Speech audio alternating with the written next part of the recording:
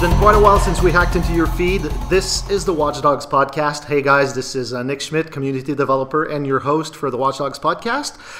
Today I'm joined by what I would call a group of unsung heroes in the world of game development. A group of people that we rarely hear about, but they do tremendous work in my opinion. And I have the guys from User Research, the Playtest Lab here at Ubisoft Montreal studio.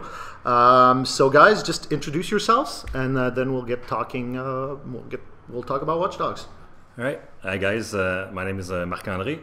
I'm a moderator at the User Research Lab, and what I do is basically I observe you guys that come here at our studios and play the game. We'll discuss that in a little bit. Hi everyone, my name is Eric. I'm a user research analyst at the User Research Lab. My job is basically to, most of the time, do playtest on any video games we are currently developing. So basically my job is to organize, the playtests, build all the tools we're going to use, questionnaires we're going to ask to the normal players that are going to come and try the game here in Montreal at our studio. And after that is to just analyze the results and mention the team what the real the real gamers said about the game, players, and hopefully improve the game in the end. Hello all, my name is Philippe Renaud. I'm the User Research Project Manager for Watch Dogs. So basically I overview all of the research, the user research being done on the project. So that means I'm kind of in charge of building a bridge between these guys, the user research team, and the development team. So it's about identifying what the relevant information that will help the team support these guys into acquiring it through playtesting and various other research methods, and to try to provide the information that will help the development team take good decision and to ultimately improve the design. Cool, thanks guys. So before we get into everything that's Watch Dogs, just very general question, because I'm sure there's a lot of people that are asking themselves that very same question, is what is it exactly that you guys do? Because when I think user research and playtest, and I'm sure that plenty of people think that also, is like bug testing and bug catching and stuff like that. But it's not what you do, right? Exactly. We're not trying to catch bugs. It's an entire other department that try to catch bugs. Our department is basically we invite you guys and you play the game. Our goal is to get your feedback. So you play the game and you tell us what do you think about the game. So basically what's fun, the appreciation, the difficulty, for example, that's a very basic thing. And our goal is to make the game with your feedback an even better game. We keep the good stuff, and the less good stuff we try to improve it for you guys. And yeah, in overall, that's about it. Cool. And there's a word that I've been using, playtest, and you guys have been using user research. So what's the differentiation between that? Well, basically the thing is, user research is the set of motions, the various methods. It's the domain, basically. It's okay. The various action that we can do on a project to support the decision making. Now, the playtest is kind of our bread and butter approach. So basically, we have people coming into a studio to play the game. We observe them and we look for issues. So that's one of the method that is the most used because it's very, very, very useful in a lot of manner. Now, user research is the field. And that could include heuristic evaluation. That could include other types of other types of methods that you need to apply on the project at the earliest stage. While the playtest, we need to have something playable. But user research can be applied throughout various steps of a video game development cycle. All right, so let's not get too much into scientific details, because that's not what we're all about here. So you invite people, regular gamers, to play the game. What's your perfect type of participant? Well, actually, depends on the game we want to test. I mean, the basic reason, the basic thing we're looking for is we don't want to invite people that don't like a specific kind of game. So let's say, for example, we're testing just an exclusive racing game. We're not gonna invite people that don't like racing games or don't play them at all. We want to have a minimum of we want players that have a minimum of experience with that type of game, or at least some interest. It varies. We're not gonna always invite gamers that play a lot of games, a lot of time during their week, that are really hardcore player. Of course, we invite those people regularly, but at the same time, sometimes we want also the feedback of more mainstream players that play less video games in their current in their week, play less various types of games, stuff like that. So it really depends on the objectives and the stuff we want to look at in the game. But I would say that most of all, it's really varied. So all right, so let's talk Watch Dogs now, because obviously this is the topic at hand. How do you even begin to test a game like Watch Dogs? I mean, in my opinion, it's a game for me that it's huge, right? It's a huge map. It has a varied offer. It has I don't know how many types of missions and stuff like that. How do you even begin? Well, I would say that early in the development cycle, usually when the game it's not fully built, and we just have some aspects of it that are just ready, just some missions or some some stuff. We're gonna just test this aspect of the game. Just this part. We're going to gather feedback of the participant on that specific part. So it could be as simple as how's the shooting or how's the driving? That's it. Let's say for a test, we're just going to look at the driving. We're just going to look at the shooting. We're going to gather player comments, and we're also going to observe them and look if we can see the specific behaviors about that. When the game starts to be more build and have more stuff to it, now we can maybe start to do what we call a full walkthrough test. So we invite players for at least 1 week, for 5 days.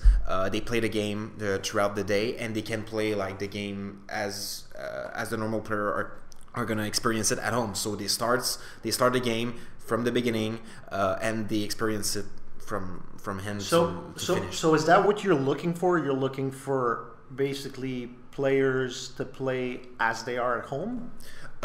No, actually, we invite them at the playtest, but yes, we want them to play as if the console they are playing on it's their console they have at home, so they can do whatever they want in the game. They can do side quests, or if they want to focus on the main story, they can. So that type of stuff. Exactly. Just to reinforce what Eric is saying is basically we need your feedback, your honest feedback. That's the most important thing for us. So do you have comfy couches for them? Yes. We have comfy chairs. Super comfy chairs. Cool. So when we're recording this, Watch Dogs is just mere moments from being released, just a month before release, more or less. When you're looking back on playtest, because I bet you've been testing it for quite a while now, what do you say are the main challenges that you had to face while testing it? Are there any, did you hit any speed bumps, Mark? Or? Well, speed bumps, we'll call that adjustments. Okay. Speed bumps, not really. It's just, I'm sure Philippe will talk about that. Just simply the multiplayer. Okay, because it is quite a new type of multiplayer, yes. Right? Yes, and I think maybe. Yeah, I would say that it's the novelty aspect of Watch Dogs, because Watch Dogs is a game that a player never really played before. It's a way, multiplayer is built in a way that's never been done before. A lot of the things that we can do in this open world have never been done before. Mm-hmm. So obviously designing this is very difficult. Yeah. But helping the team, adjust the players and make sure the player understand how to use all of these mechanics was also a big part of our challenges.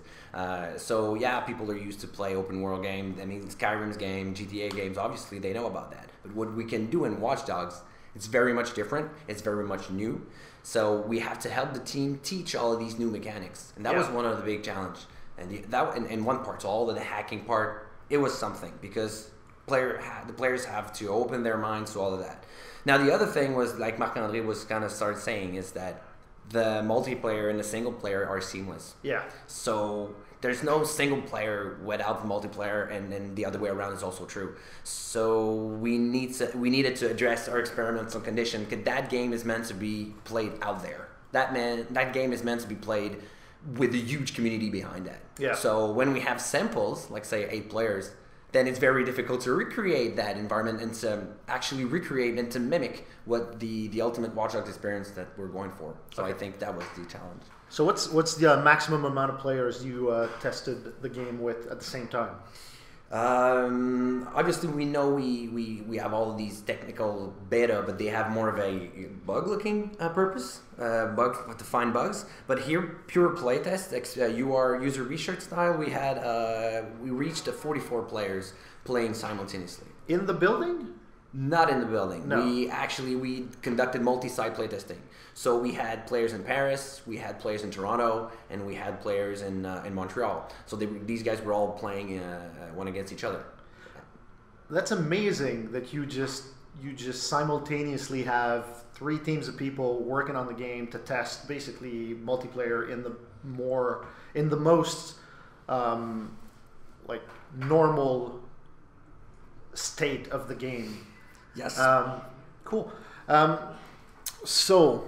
So did that happen? Let's say, for instance, you're testing multiplayer with people in Paris, people in Toronto and Montreal, like you said.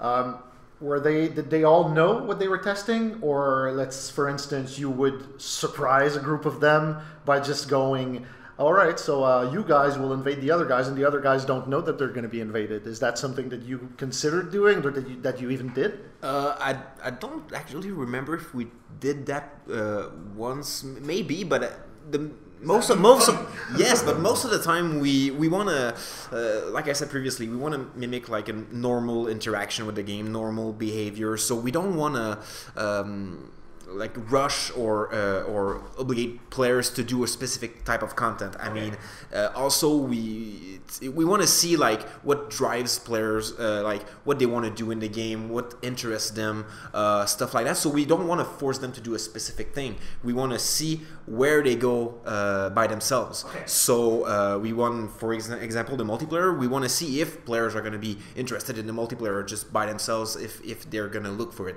And yes, they do. So it's great. So I think it's the best method to really kind of understand how the player are going to interact with the game.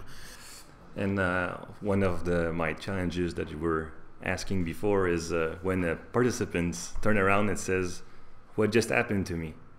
I'm playing my game and something happened to me." And of course we need to have a straight face and, all right, what do you think? And we need to learn from what they are experiencing to see if our game is all right. Is teaching them in the right way, basically, what really is happening, because it's a new thing. Yes, like, exactly. Even if they're hardcore gamers, I bet Yes. they're not used to being invaded like that. So Yes, exactly. without any notice.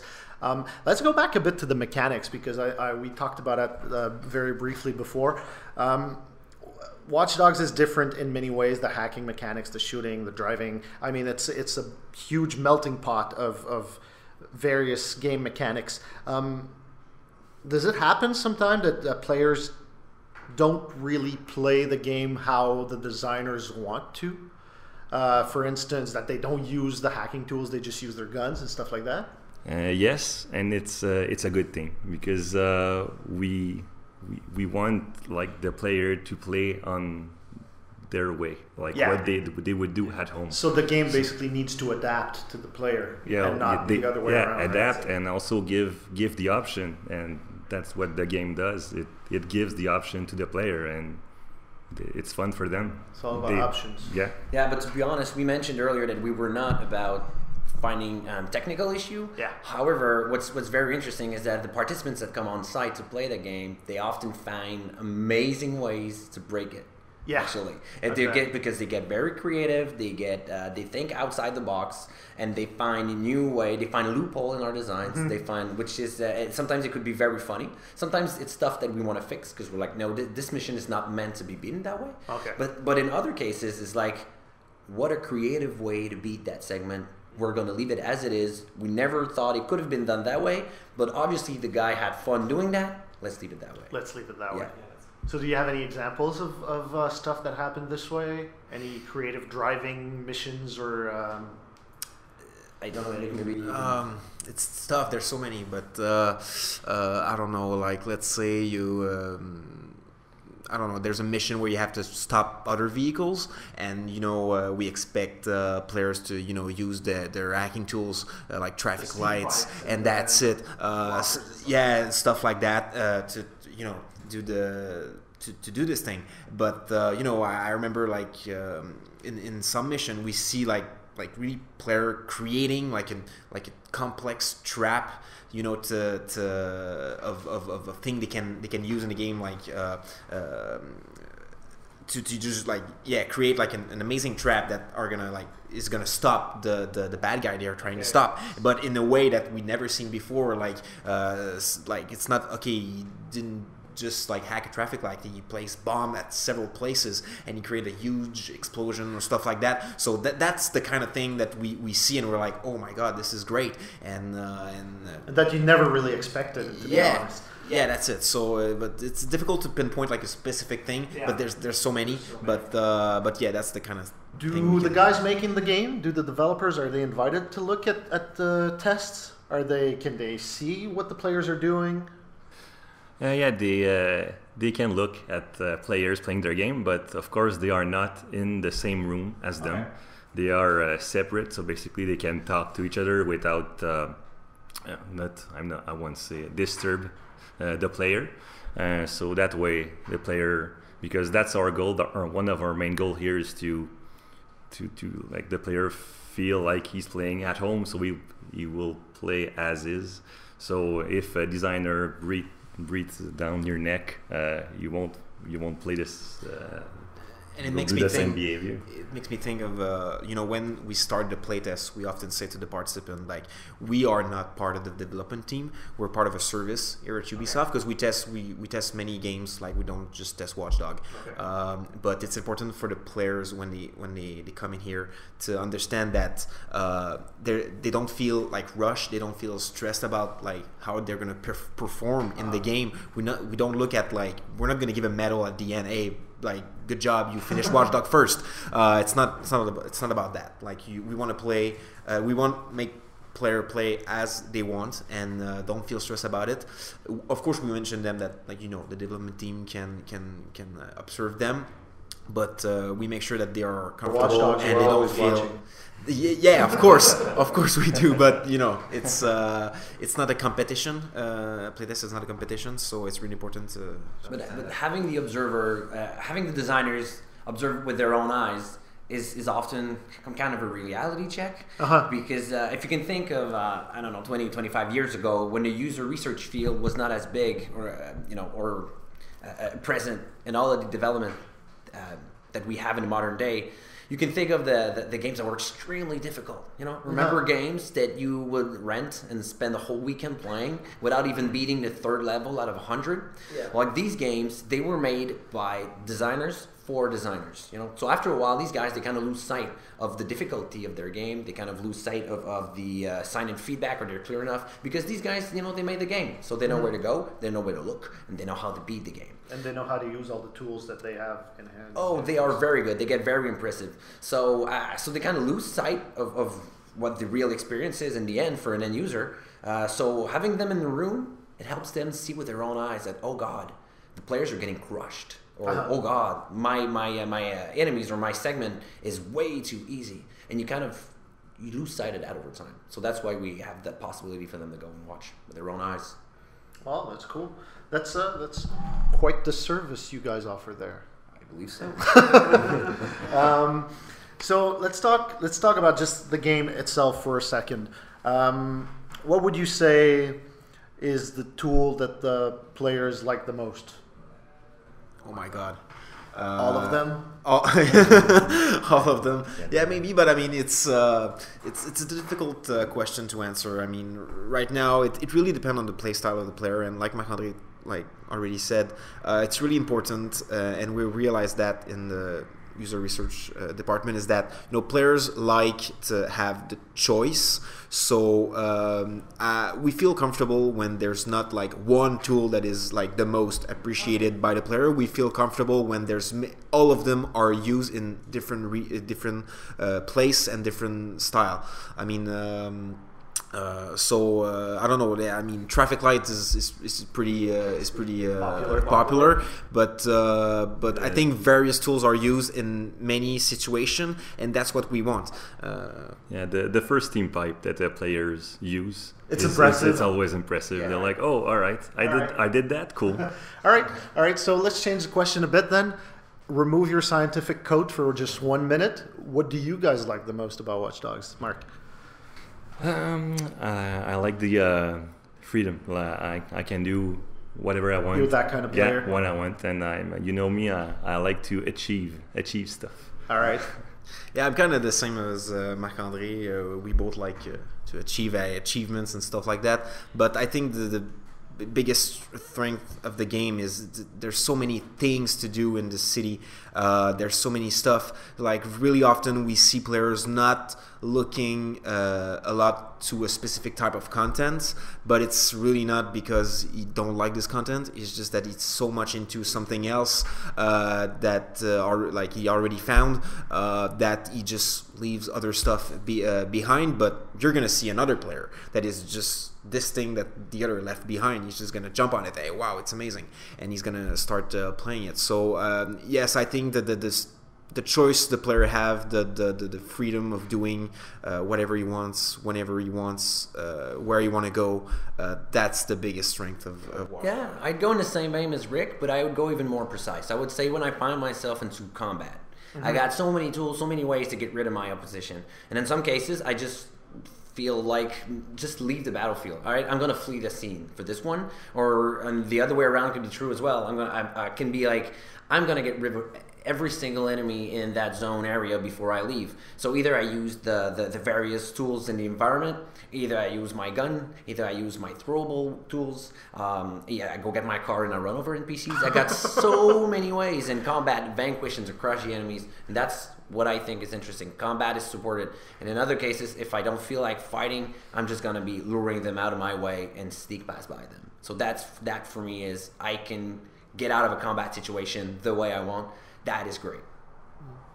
And maybe if I can be precise too, we hear a lot of players that they come in here and try the game, and we hear a lot about all the setting of the game, the fantasy of the hacking stuff and stuff like that, being seeing in other people's life what they do in their life, what's their dirty little secret, stuff like that. I mean, the participant mentioned that a lot, that the game does a great job of the living making them live this fantasy of and witness stuff that all the stuff they can learn about the characters and just random civilian in the city. Invasion part. That's it. Yeah. So this kind of stuff is pretty impressive in Watch Dogs, I would say. Would you say it's something that you had to test for, or is that something that kind of emerged by itself? I mean, of course, we're looking if players are into that thing. If they are doing it by themselves, is it something that they're gonna get curious about? Are they gonna act random civilians to just gather information on them? So yes, we want to see that stuff, of course, and yes, like I said, it's something that the players like. So this brings me to wonder, how do you even know how they liked it? I mean, I know you mentioned questionnaires earlier, but how do you? It's not like you're sitting next to them and looking. All right, he's smiling. All right, he's laughing. All right, he looks impressed. Are you impressed? How do you even? Well, of course, we basically the part of my job is to watch them, see what I did there. It's to observe them, and of course the reaction. They turn around. They tell me, all right. what happened there, if they are confused or that was fun. But if it's more of a quiet player that doesn't really talk much, we have questionnaires. We ask them questions just to see what did they like, for example, after 1 day, after 3 days, or just giving random examples. But it's the way we know what they like, and it forces the player, because at the first day the questionnaire, they are surprised by the questionnaire. Oh, really? But they're not expecting that? But if it's your first playtest, I mean, you're here to play, and I am having fun. They don't mind filling it, but you know that the second day they will be more aware, so they will be more remembering stuff. Okay. So yeah. So the amount of details in their answers are. Yeah, it's a normal thing. Yeah, but in the end, I think it's easier than it looks in a way. Just understanding what they like. It's really about what they dislike. Like Eric said just a moment ago, it's obvious for us that all the fantasy, being a hacker, invading people's privacy, Watch Dogs, it works very well with players, and it's really well received. It's true when we play test in Toronto. It's true when we play test in Paris. It's true when we test in San Francisco and in Montreal. It's true all over the globe, wherever we play test. That is a good thing. So having an open question, what did you think of the game? Many players often come up with, being able to have a control over a CD like this is amazing, and it's never been done before. Yeah. So at the end, it's at the end of the day, it's pretty obvious for us we're onto something here. Cool. All right. So, any funny stories happen? Something that could have happened only in Watch Dogs. You must see some pretty funny stuff in there. Yeah, actually, we did, and it's a while back when the first player ever that was hacked in his single player.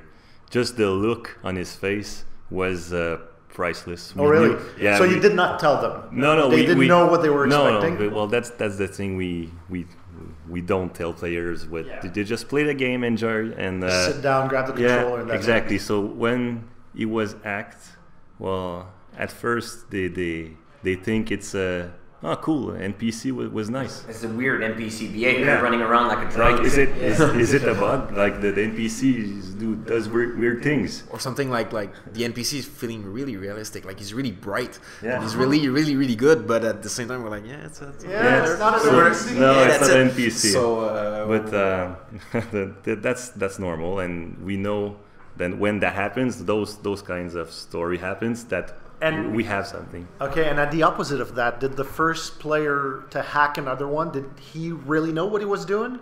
Or was it like kind of a random stumble over a cool feature? I mean, for many game, the first time you try something new, it's really something, what is this? I'm just going to try it. I don't fully understand, and I'm not a master of understanding what is it, so I'm gonna try it.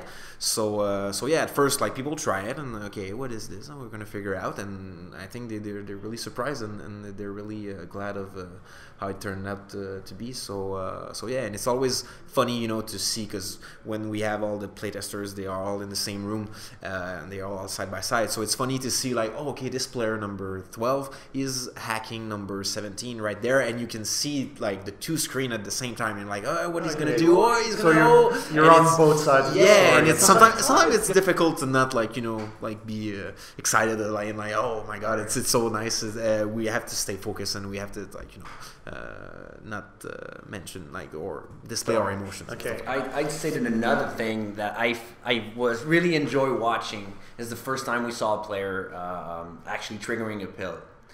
Because let me just put everything in context here. The pill is remember, guys, when you see the trailers and all that, you see crazy stuff like giant spiders. You see people with flaming heads. You see cyborgs and stuff like that. So yeah, that's what we're talking about, right? Exactly. Yes, exactly. So in the game, they're called the digital trips. Yeah. But they involve exotic gameplay. So they involve something totally new, something that is out of the scope of the game, some things you would not expect, and something that in the end, these segments are very well done. So when the players first starts a digital trip, then you can see oh my god, what is happening? A moment ago I was a hacker, and now I'm a giant spider trying to create mayhem in the city. That's just That's great, and you could see in their face that and sometimes they just quit playing the main game and they stick to these digital trips for hours because all of these small activities, they have great values. You know, it's not just something that we're thrown in there, and when players discover that, they're like, oh, I could see myself play that for a long time. So these guys are right. We often let them play as they want, but after a while, you know, we want to feed back on the hated adventure. Yeah. So you know, there was a tap them on the shoulder and just just you know, get back in Chicago for a while. Exactly. Right. So that's funny. We don't usually do that, but yeah, sometimes you have to. Like I said, the game is so wide, and the digital trip, it definitely surprises the player.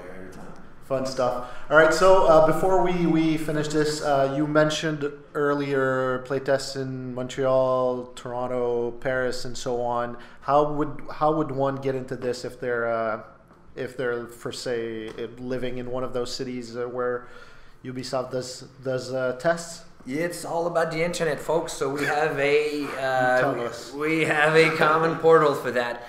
So it's pretty easy. If you live in the Montreal region, all you have to do is type Ubisoft Playtest Montreal, and you'll be able to subscribe. So it's very easy. So whatever, if you're into one of these cities, just type Ubisoft Toronto playtest, and the magic. Google will work his magic. All right. And will direct you. It's very easy to subscribe. All you guys have to do is to fill in some of the details about your gaming habit. And whenever, and then you'll be in our database. So whenever we playtest a game that might be suit your needs and test, then you're gonna get a call. That's cool. Perfect. So any last words before we finish this? Yeah, I just want to say to all our playtesters, if anyone are listening out there, thank you very much. You made the game even better, and thank you. All right, well, thanks a lot, guys. Thank you, Nick. Mark. Thank you, Eric. Thank you, Philip. This is Nick Schmidt signing out for the Watch Dogs podcast. If you have any questions or comments on this or any other Watch Dogs content, hit us up on Twitter, Facebook, Tumblr, Instagram. All of those things, we're on there. Everything's connected. Thanks for listening. Bye. Bye-bye.